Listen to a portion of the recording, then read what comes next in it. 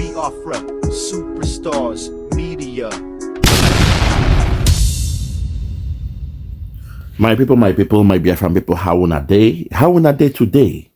I say good morning, good afternoon, good evening, good night, depending from where you're listening to the sound of my voice. Fellow Biafrans, no time for introduction.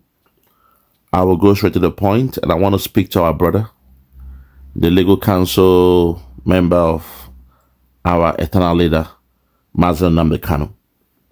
Today, I want to call on Ejimakor to do the needful on the 29th of April, 2025. Today, to Barrister Ejimakor, I want you to know that the so-called DSS boss, the director of DSS, he has shot himself on the foot. Back in the days, we used to say, the person don't shit for church. I want you to follow the school of thought of one of the highly reputable lawyers back in the days, the one they call Matlock. As a child, I used to watch my dad watch that program every day, or all the TV series. Matlock was a highly distinguished American lawyer. He never lost a case. In one of the series, the hardest case that he had, he was about to lose the case. But luckily for him, the defendant made an audio where he explained their actions and inactions, what they would do in a scenario if such a thing should happen.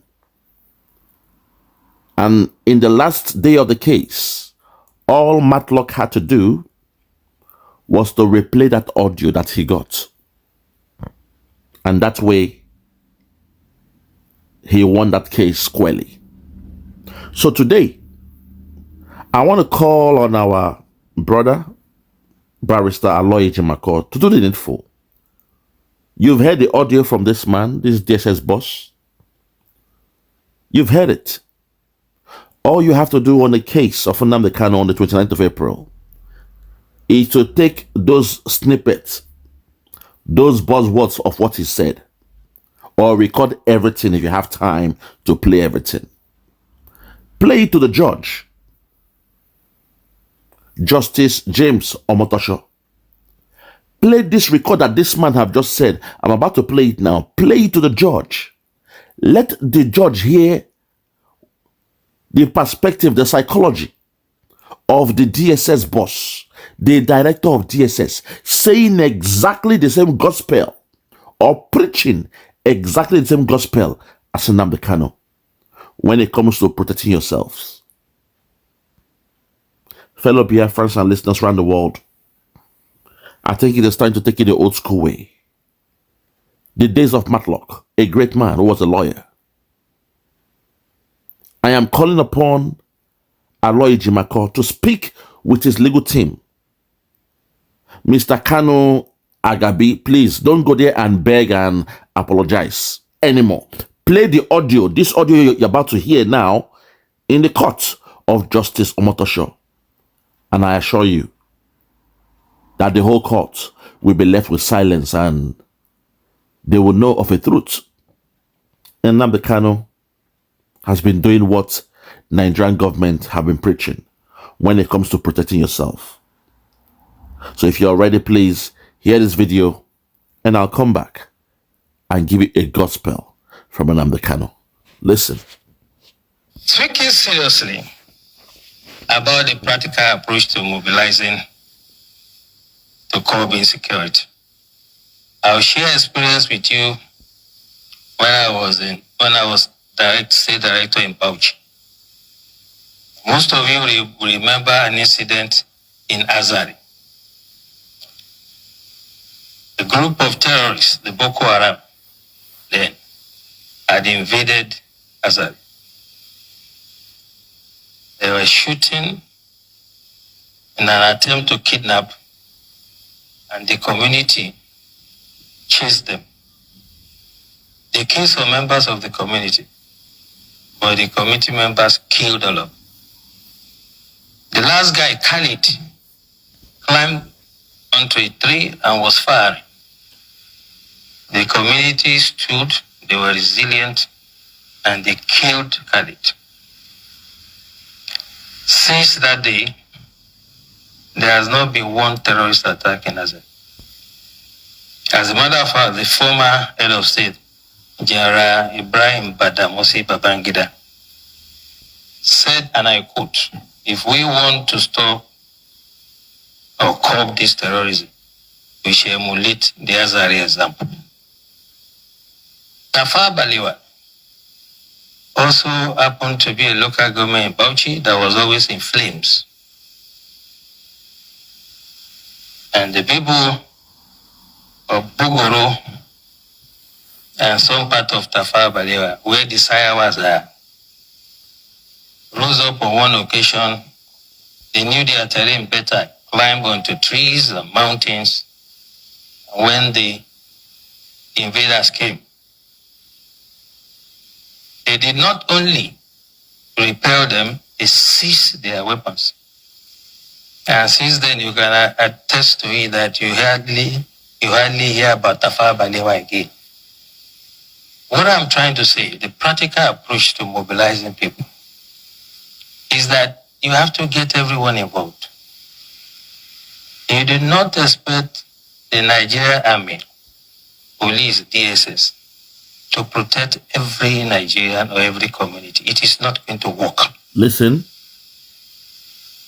In the US, if you visit someone in the house, you'll be shocked that when the guy hears a police siren, he will just pull his drawer, bring out his gun and keep it. So one of my hosts did that, and I asked him, "Why are you putting gun here?" He said, "Well, if they are chasing someone and he enters my house, I'll shoot him first." And that is the layer we have to start thinking about. How can you create first line of defense? Listen.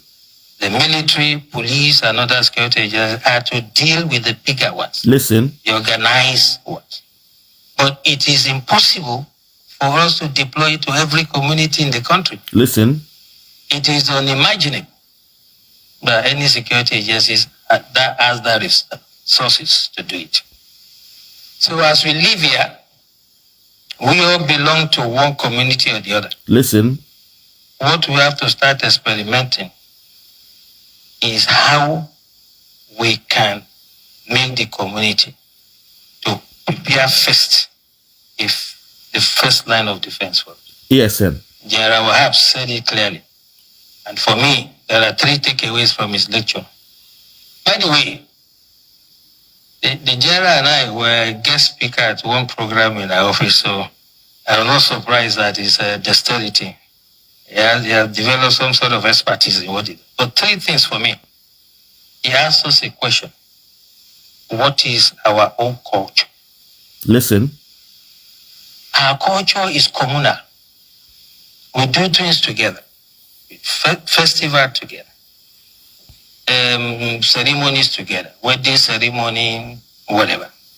So why can't we fight some miscreants, some charlatans among us together? Listen. The community should say, you cannot come here. This is what Tafa Balewa has done. If you go to that community to attack them, you'll be sorry for yourself. That is why we have our ESN and BLA. The job of the ESN was to remain at the outskirts of the bushes, the outer lands of Biafra. And any terrorist coming in will meet their Waterloo. Their water will run 100. This is why we have the BLA, the Biafran Liberation Army, and the rest, to protect our land, our borders, our territory from invaders. Let's continue. I challenge anybody. Okay. Right. And this is the way we have to do. We have to allow some level of armament for the communities, and they can serve as the first line of defense. Okay. Second takeaway from what the general said, whole society approach is not the first time we are hearing. But what I'm saying, the way to do it is when we live here, those of us who have some influence, the elites in society, discuss with your communities. Nnamdi Kanu discussed with the Biafran people. He discussed and told us they were coming. The terrorists were coming to the land of Biafra. Hence, we had to put up and create the Eastern Security Network to defend the land of Biafra. Nnamdi Kanu is even higher than an elite in the community. He is our leader, the one we listen to. And what he has said about Nigeria has come to pass and still coming to pass. Let's continue. Take it back and listen. Listen. Make the community to prepare first if the first line of defense for it. General Wahab said it clearly. And for me, there are 3 takeaways from his lecture. By the way, the general and I were guest speaker at one program in our office, so listen. I'm not surprised that his dexterity. He has developed some sort of expertise in what he does. But 3 things for me. He asked us a question. What is our own culture? Listen. Our culture is communal. We do things together. Festival together.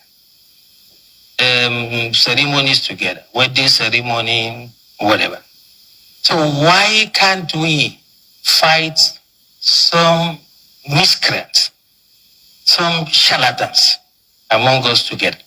Listen. The community should say, you cannot come here. This is what Tafa Balewa has done.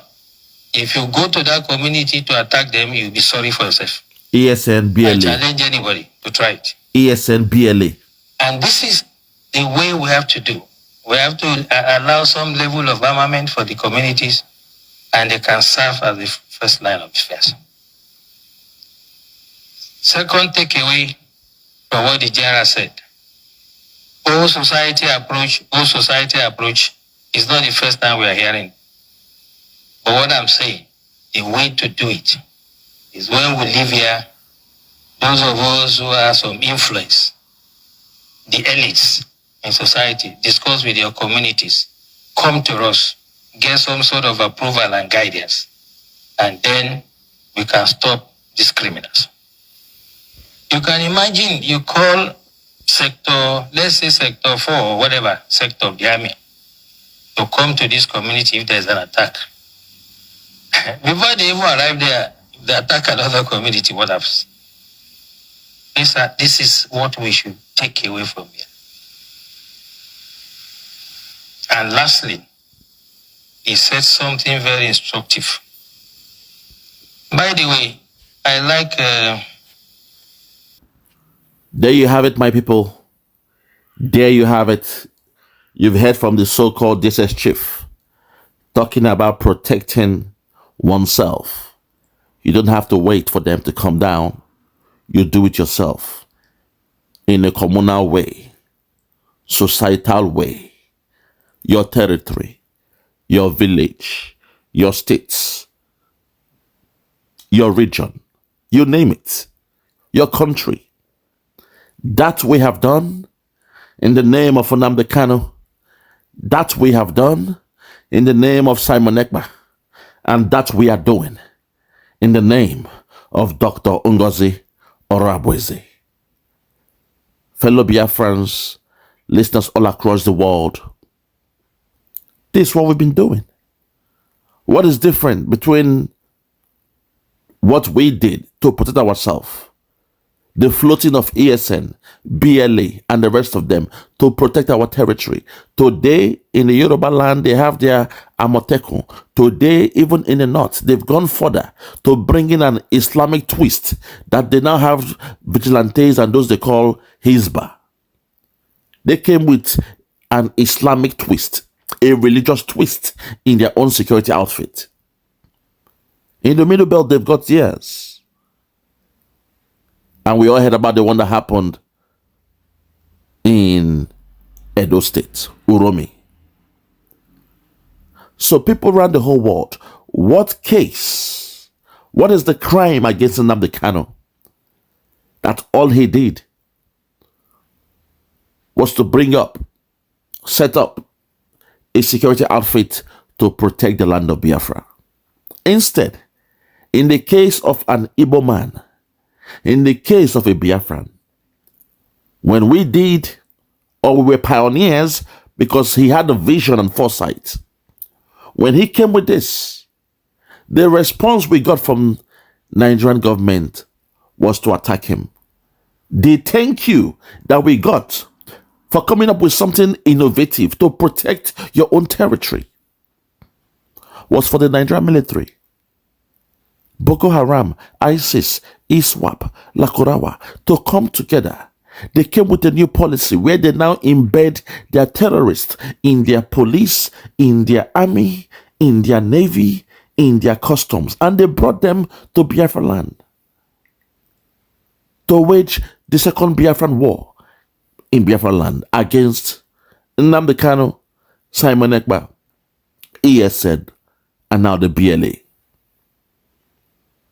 What else can we do to protect our land? We did what this man is confessing now. Yet, they still see us, or they saw us as the aggressors.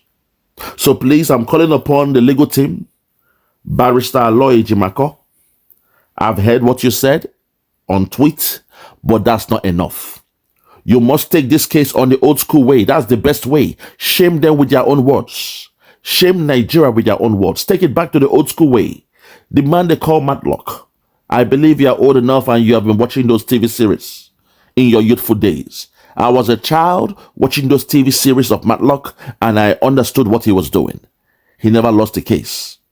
And the most difficult case for him was the one that luckily he found an audio by the culprit. And when he played it in court, the judge had his hands on his head. The defendant team, they had their jaws dropped to the floor.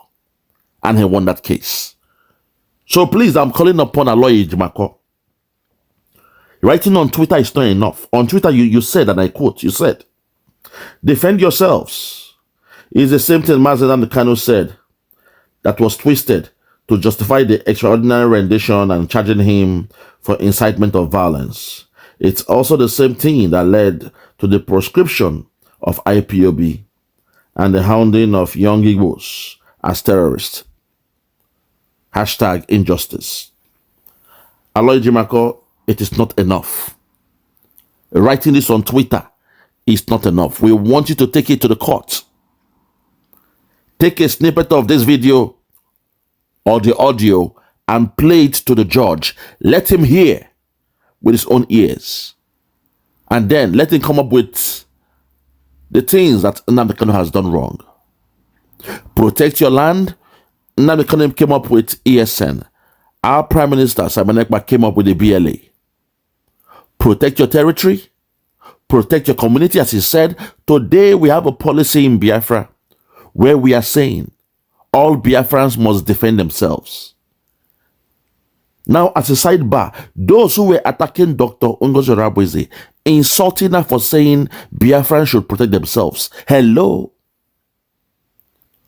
Those of you, the illiterates, the stark illiterates, attacking Dr. Ngozi Orakwe for saying, coming with a policy, a treaty that was signed, that Biafrans going forward should start protecting themselves.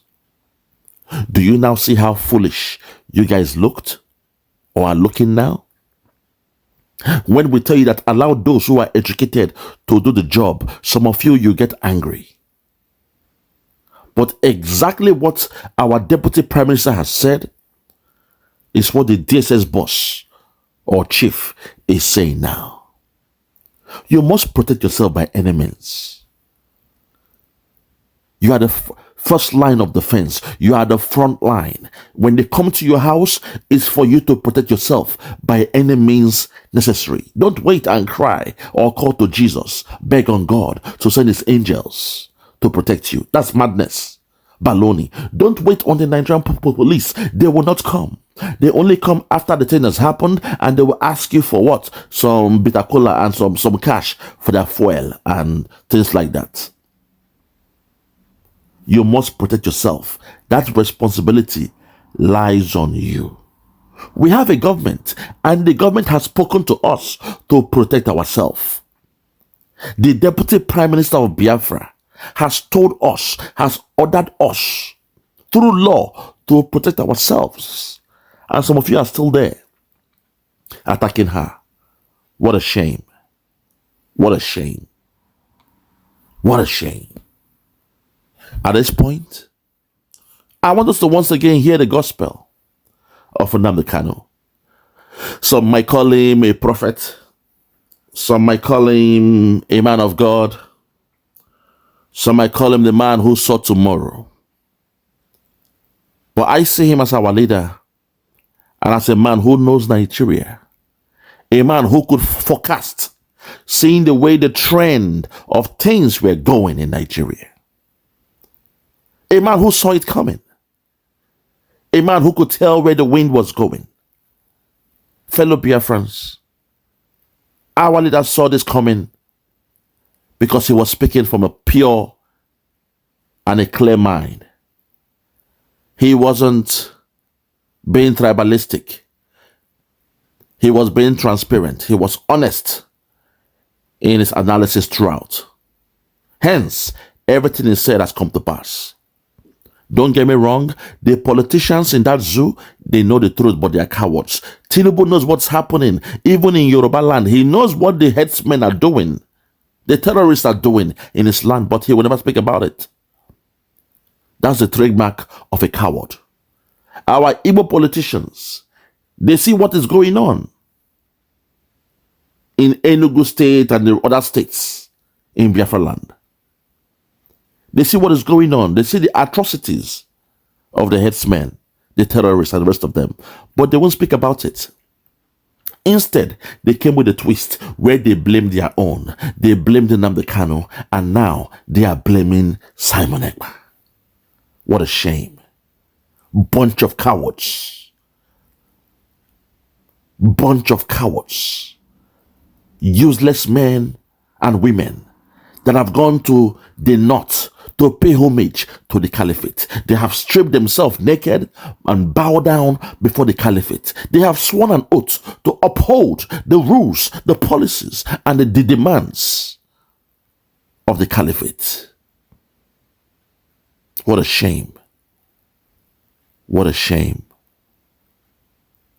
What a shame. At this point, I want you to please listen to our leader Nnamdi Kanu. Listen to the gospel, because what he's saying now is playing out in Nigeria. It's like a movie. A just man will always get things right. Watch this and I'll come back. Is irrelevant. What matters is the policies being pursued by any specific or particular government or regime, not where they come from. When people tell you nonsense about it is our turn, why don't we wait till 2023? They are only deceiving you. And if you allow yourselves to be deceived, things can only get worse. Fulani terrorists will take over your land. Time and time again, I have warned you on this very matter, but some of you never ever listened. I told our Yoruba friends that this thing you're supporting, this very evil government you're supporting, when they tagged IPOB a terrorist group, you supported them. You are going to pay a very heavy price for it. Hey. How the Yoruba journalist stood up and said, IPOB did nothing wrong. You cannot tag them a terrorist group. Believe you me, by today, you will not have Fulani people occupying Yoruba forests and farmlands. Because in this life, what goes around comes around. Hammer. If you support evil today because you're benefiting, eventually that evil will overwhelm you. The same thing happened to APC. The same thing happened to Fulani Caliphate. They brought in terrorists from all across the Sahel. They brought them into Nigeria to try to force Jonathan out of office. Now Jonathan is out of office. They are now, of course, reaping what they sowed, all of them. I've seen tons of video recently that the Fulani are taking over the forest of the Yoruba people. Let's say the Yorubas. The issue now is that what do you think that the Yorubas are mixing, or what do you think that Yoruba did wrong that makes this Fulani to take over their forest, and what should other states do to avoid this same occurrences in the future? That is the price you pay for duplicity. That is the price you pay for treachery. That is the price you will continue to pay until you rise up and say, enough is enough. It is up to you to do it. You did it during NSAS. You can do it again. Can you imagine Fulani people telling you, if you remove Fulanis from Yoruba forests, imagine Fulani telling you, if you remove them from your ancestral lands, there will be war. And you are panicking.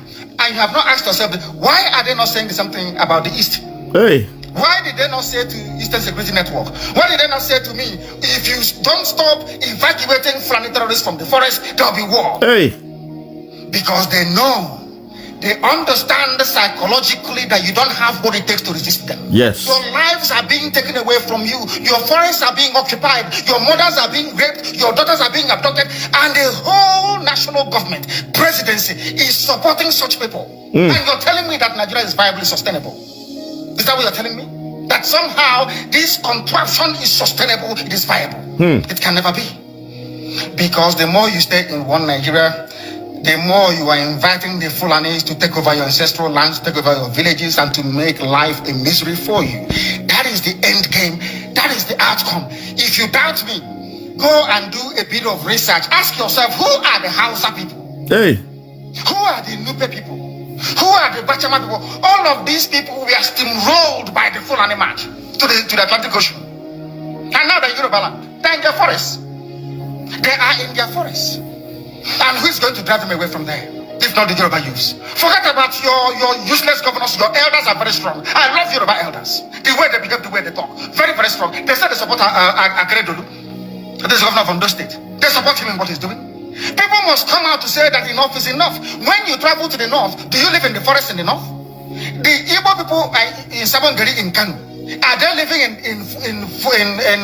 of course it's Hausa land, are they living in the forest? They came to the town, they work very hard, they build houses, they build mansions, they develop the entire place. You know what they do? What are Fulani people doing in our forest? Nobody can answer that question. They say that they're pastoralists. World aspiring to be a member of the UN Security Council, where you move cattle from place to place. Are you people well at all? You so-called Nigerians, are you normal in the brain? I'm asking you a simple question. Show me a country that aspires to be in the 21st century, moving cattle from place to place. Tell me that. Which country is that? Please tell me. All of you don't have any shame. When you have people, an entire presidency coming out to defend a very primitive, archaic agricultural practice, then you know you embrace your mess. You are in one almighty problem. Tribalism. People are in a mess. The Holland that you get your pig milk from, did they move cattle from Rotterdam to Amsterdam? Mba. I'm asking you a simple question. No, sir. But they produce the pig milk that you're drinking every blessed day. Why can't Fulani produce pig milk in Sokoto? Why can't they produce Carnation milk in Kanu? They have the cattle. Before the white man came, did you see any Fulani in your forest? All these people talking rubbish about movement of cattle and movement of... I'm asking you, before Britain came and handed over Nigeria to Fulani, ask your grandfathers, please, or your grandmothers. Centuries ago, you have to go back to history to understand how Nigeria came into existence. Fulani has been expanding from day one, from Senegambia. All the way from Senegambia, they've been expanding, and now they are in Okigwe. All the way from Senegambia. They are now in Okigwe.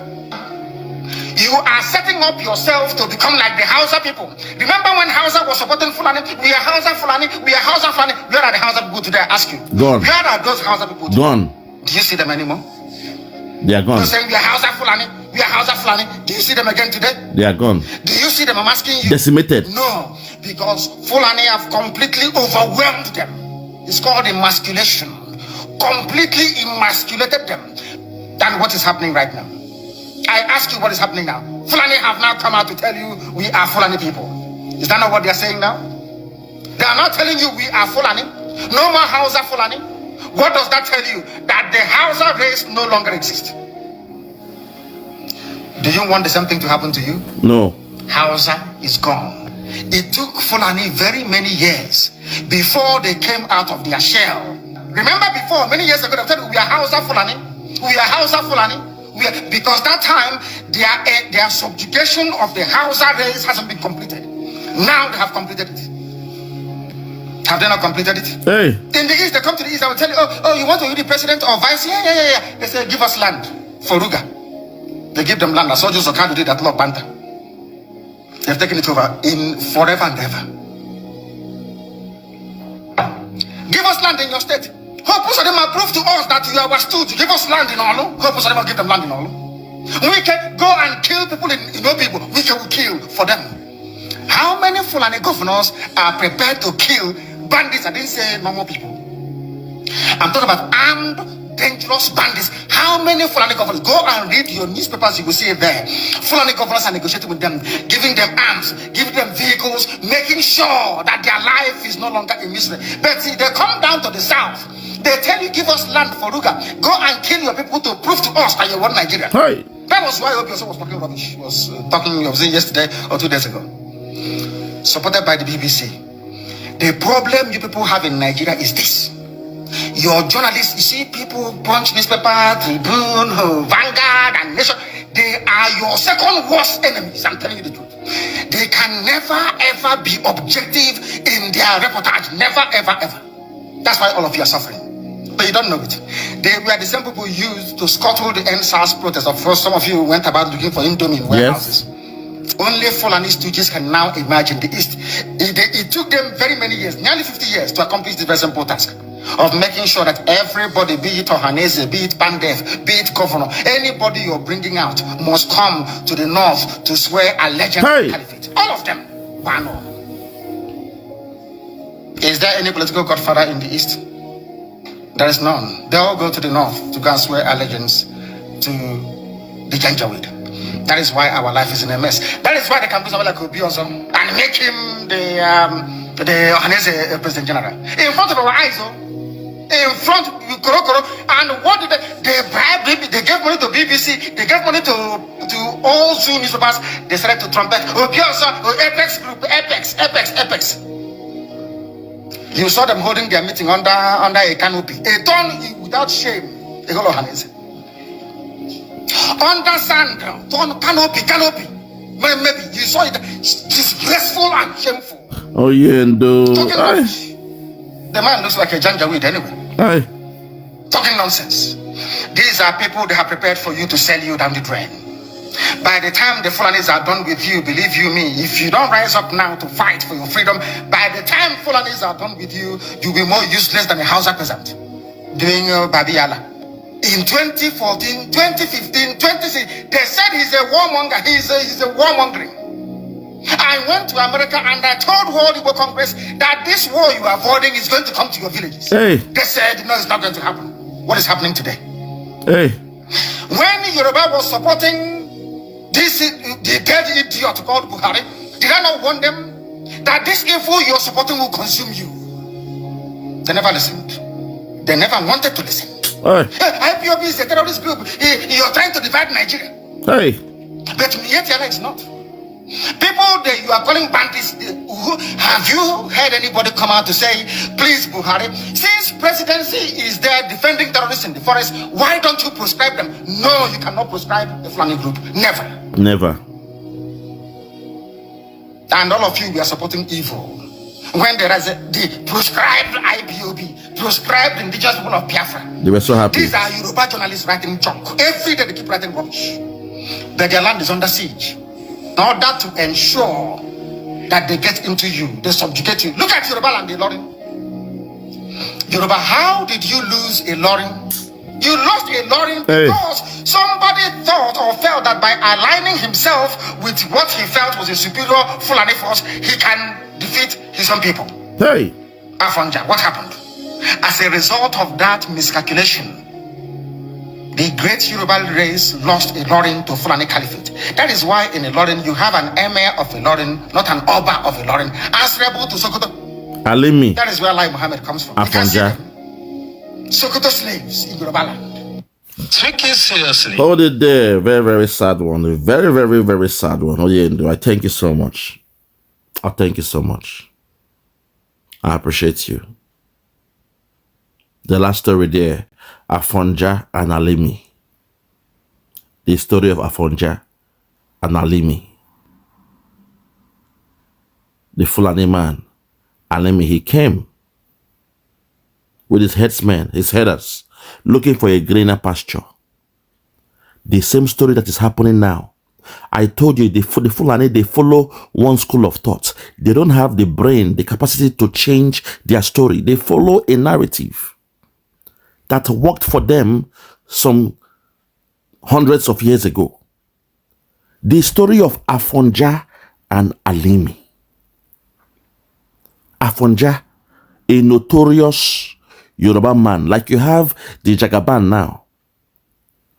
He was not originally from Oyo Empire, the real Oyo Empire. He wasn't from there. He came from a faraway land, but when he got there, due to greed, due to the wealth of that nation, that empire, he chose to go to war with his own people. He chose to exploit his own people. There were communal clash. He was winning. But the greed got into him that when he saw this man, this Fulani man and his headers, the same thing you have playing out now. He saw, oh my God, Afonja saw Alimi, a Fulani man and his headers. They said they were looking for a greener pasture where their cows can eat the grass, can dwell in a greener pasture. Open grazing, the same thing they are doing now. Alimi, as he now had the favor of Afonja to settle for that week, for himself, his entourage, and his cows to eat the grass in Yoruba land. He was now telling his war stories to Afonja. When Afonja heard it, he felt this was his biggest chance to form a great alliance in order to conquer his own people. Today, Jagaban in Lagos, he is now the king of Lagos. The nonsense he is doing in Lagos, he has moved to where? Abuja, to do it to the zoo, the deaf, dumb, and blind. Those who say they love Nigeria. Jagaban is doing to them what he did in Lagos. The same goes with Afonja. He heard of the warrior nature of Alimi and his Fulani entourage. Hence, he said, look, instead of staying for a week or two, why don't you stay here? Let me give you a land, but under one condition. You must partner with me. We must go into an alliance. We must sign an MOU, a pact, that together we shall conquer all the lands around us. Help me to do this. And your cows, animals, headers can stay here, abode with us, and enjoy the lushness of the greens, the grass in Yoruba land. Alimi was licking his lips, rubbing his hands, and he went into work. At first, everything looks fine. They went to community, killed as much as they could, and chased away those who were originally staying in Oyo. Because this place you call Oyo is not the real one. The real one is in Kwara, Ilori side. That's where you have the main Oyo Empire. The original Oyo Empire was there. The new one you saw in Ibadan was the migration of those who were really from the real Oyo. To call a spade, the Fulani, they stole the heartbeat of Yoruba land. Kwara State, Ilori, is a special place in the hearts of the Yorubas. But they won't tell you this. The real heartbeat of Yoruba land was captured by Alimi. They won't tell you this.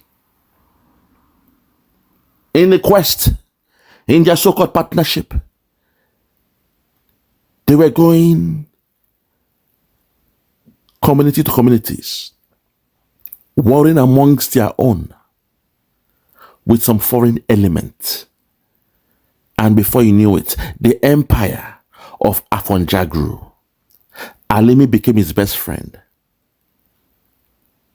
And they grew into old age. In some books, they will tell you that, oh, Afonja was poisoned by Alimi. But some historians will tell you, no, they became best of friends. There was this partnership and they grew into old age. Until the children of Afonja and Alimi started to grow up. Their parents were in their elderly age. And suddenly, for the fact that Alimi has a warrior spirit in him, a warrior tribe, his headsmen were warriors, as we see today. Suddenly, his son, his first son, Abdul Salami, became the head of the warrior people then. What you call the military now, or, the terrorists now. His son, Abdul Salami, became the head of the warriors. And suddenly, Afonja passed away. Alimi passed away. The throne was now vacant.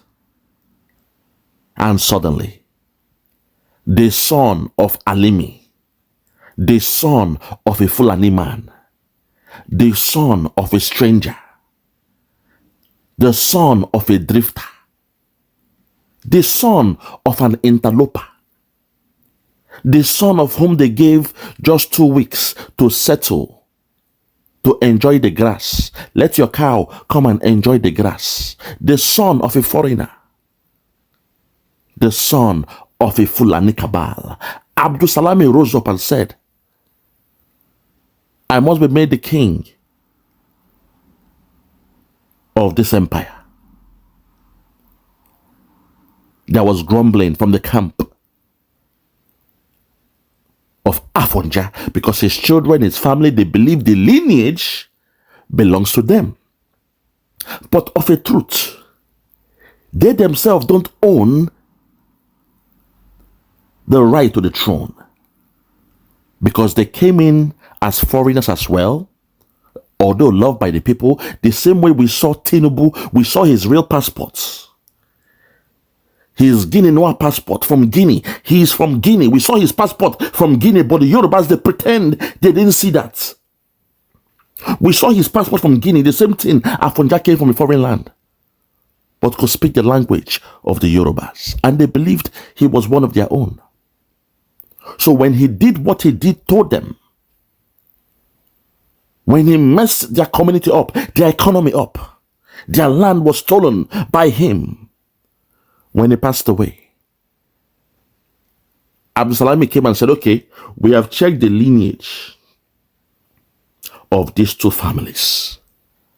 None of them technically are entitled to that throne. So I, being the warrior, being the strongest warrior in this land, I want to be crowned king.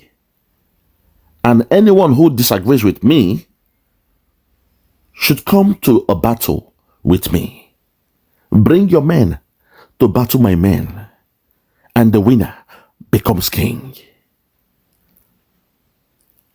The Yorubas, they were scared to go to war with Absalami because they've heard the stories. They know how the caliphate they roll.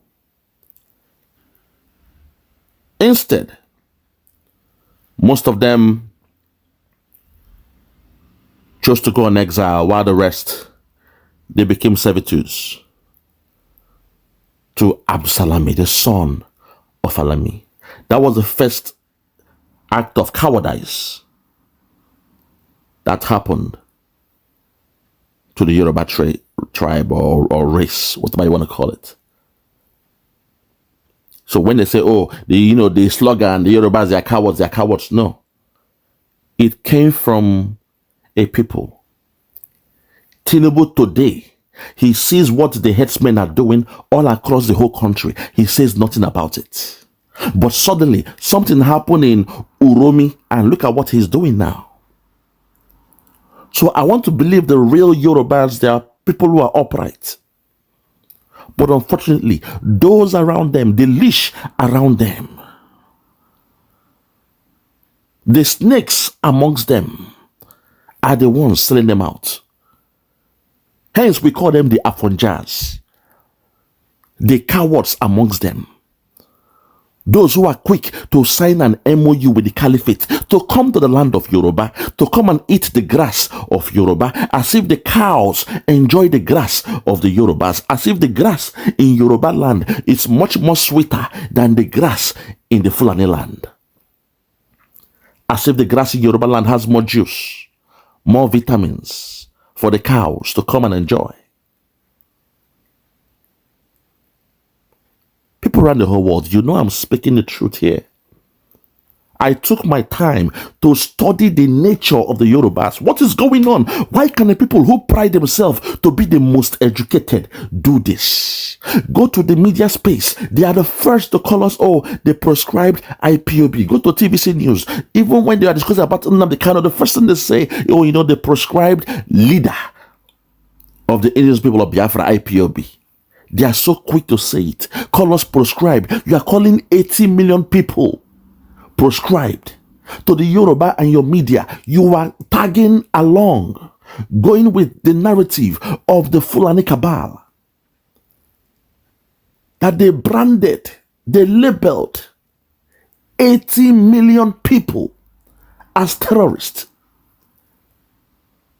And you of all people, you claim you are the most educated in Nigeria. You claim you have gone through the whole schools, the best of schools. You are learned, you are smart. Your IQ is higher than every other race in Nigeria. That's your claim. But you are going with the narrative of those who suck the breast of cow, those who drink the urine of their cow, those who make love to the cow, those who take a dagger, punch the neck of the cow and suck the blood, drink the blood of the cow. You are going with their narrative. You've forgotten what they did to you in a lorry. Suddenly, you've forgotten about all that. This is me taking the story to a different dimension, because I'm not the type who kiss ass. I'm not a yes man. I respect all, but fear none. That's who we are. We call it spade a spade. That's why they hate us. That's why the Fulani come out. They are scared of us, but every time they always go into alliance with the Yorubas. That's why I'm always worried that when will this dry bone rise up? When will these sleeping giants rise up? When will the Yoruba tribe or race rise up again? When and when and when? Very, very sad. I rest my case. For those that have ears, let them hear. For those that have ears, let them hear. Yeah, check me out. Superstars Media. Lord Logan. Bloomington, Lord Logan. And it's why Flora show. 1914 amalgamation is what we dying for. 3 nations to 1 nation. Ever since annihilation. Nepotism is nonsense. You and you, clap your hands. Biafra gonna come, clap your hands. Biafra, Oduduwa, we're free now. Freedom is gonna come, we're free now. Yeah.